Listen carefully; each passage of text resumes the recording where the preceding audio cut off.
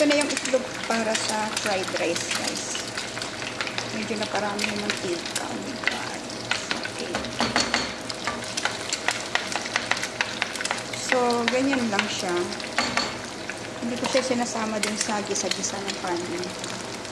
Lalagyan na lang natin siya ng black pepper and salt. So, ayan na.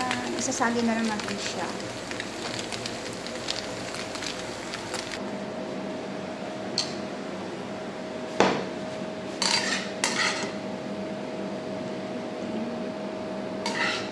Itlog. Yan.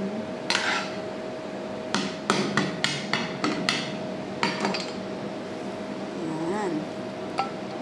So, ayan lang. Tapos mag-grill ako ng chicken. Yan ang pinaka, pag nag-serve, yan na siya. Bye! Thank you so much!